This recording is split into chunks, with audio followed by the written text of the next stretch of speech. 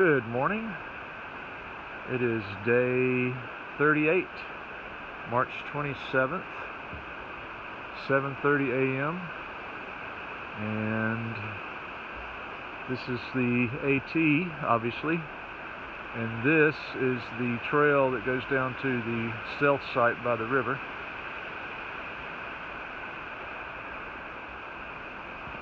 And this is northbound.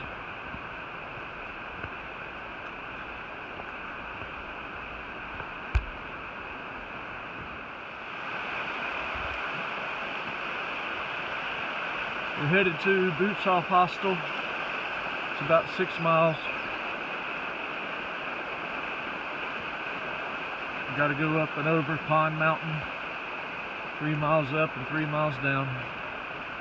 But we should be there before noon, well before noon, I would think.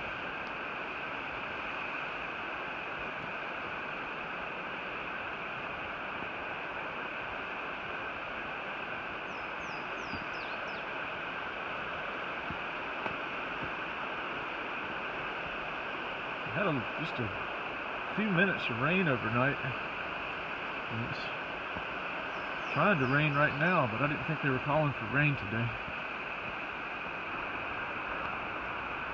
Be nice to get into the hostel dry. It was nice to put on dry socks and dry boots for the first time in about 4 days. Got down to 43 degrees last night, which is balmy compared to what we had at Over Mountain Shelter and that site near Beauty Spot. So hopefully that's an indication of things to come when we're done with all these sub-freezing nights, but then again, probably not.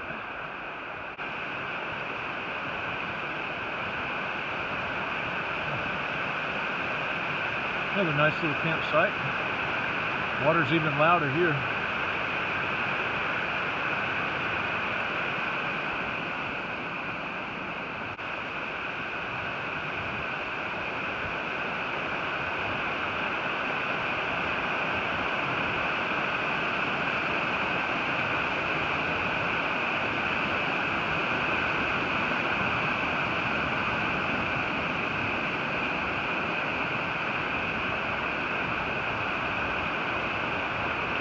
Wow, look at the logs they used to build this footbridge.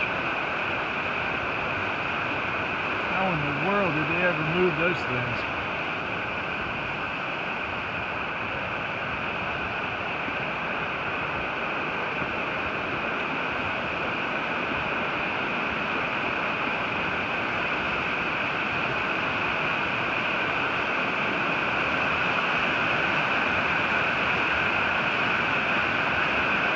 Beautiful river.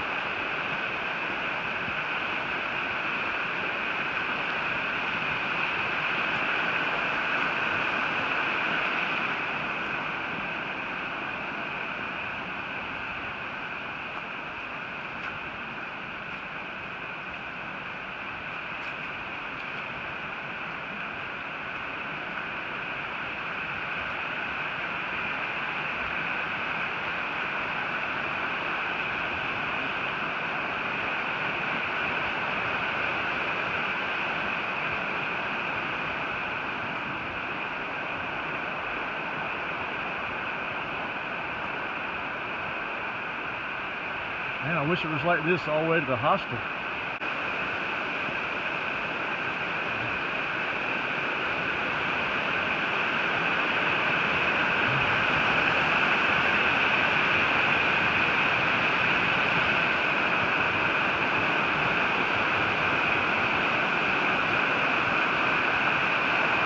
convenient to have that boulder there. Still amazing that they got those logs up there and built that foundation right there. Pretty cool.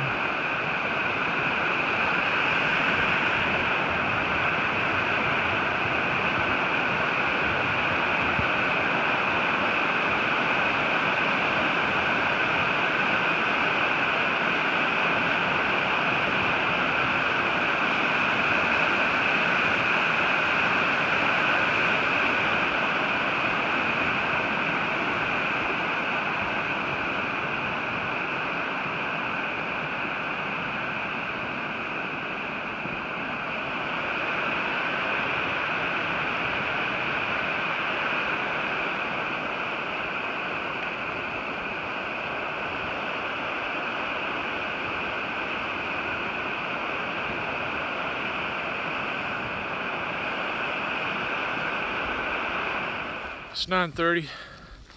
I've made it to the top of Big Pond Mountain, or Pond Mountain. Might as well call it big, because getting up it is no joke. A lot of false summits. But I'm up here now.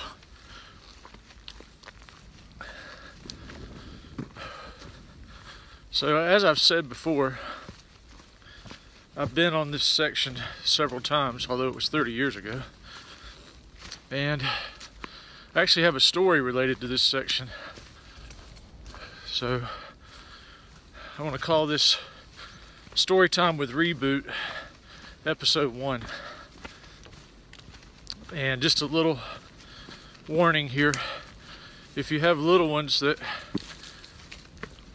watch my videos, you may want to preview this story. I'm not going to use any curse words, but there may be certain concepts that you may not be ready to explain in your young person's life. So here it goes. Flashback to late 80s. A couple buddies of mine and I came up here to do this section from Dennis Cove over to 321 Watauga Lake. And we stopped at an old country store there on 321. It's a place where we'd stopped before with the scout troop to get snacks, either before or after the trip. And so we go in this store, and in the very back, this is wintertime, it was the break between Christmas and New Year's. We were all on our break from college. And so we go in the store, and in the very back of the store, there's 3 guys in bib overalls sitting around a potbelly wood stove. And we asked them, you know, if it was safe to park on Dennis Cove Road. They said it wasn't. They said that there were some brothers that lived in the area. If they saw your car there, they'd just think that you didn't want it and take it. So we ended up parking somewhere else. But while we're talking to these guys, they're sitting there watching People's Court, Judge Wapner, getting in on the domestic drama. And one of them says, "What are you guys doing?" So, well, we're backpacking. Going to backpack between Dennis Cove and over here, 321. He says, "You mean you're walking?" And I said, yeah, we're walking. He says, "You guys are young. You don't need to be walking. You need to be fornicating." Except he didn't say fornicating. He used the other F word. And I just remember, you know, my image of the bib overall wearing, church going, wholesome Eastern Tennessean was shattered at that moment.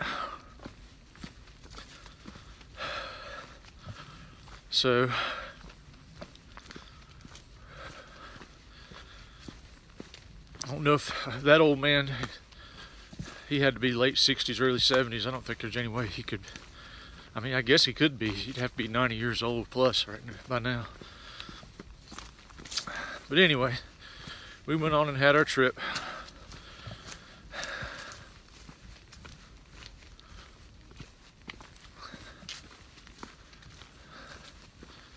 Needless to say, I've reflected on that moment quite a bit into becoming middle-aged.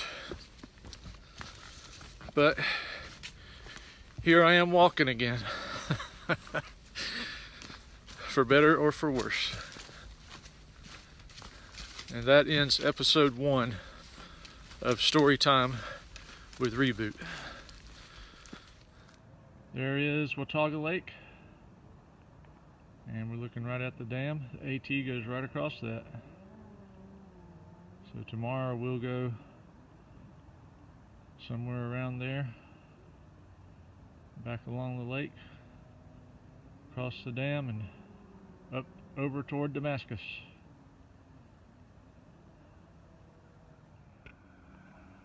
Good evening. This is going to be the wrap up for day 38. We made it to Boots Off Hostel. This is a really nice hostel. It's my favorite on the trail so far. This is the cabin that Ringo and I are staying in. It's kind of tight, but it's $25 a person, and I don't have to deal with snoring or potential snoring in the bunkhouse. They have 3 cabins here. And up there's the main part of the hostel. There's an office building in that lower part where you see the open door. That's where you can clean dishes. That's where they serve a continental breakfast in the morning. There's a nice deck there with 3 picnic tables. That's where we've been hanging out most of the day. There's a fire pit down there where those logs are. So this is the area where you check in. It's the area where the continental breakfast is. There's a sink there where you can clean up your dishes. Everything's very neat, clean. And this is the shower over here.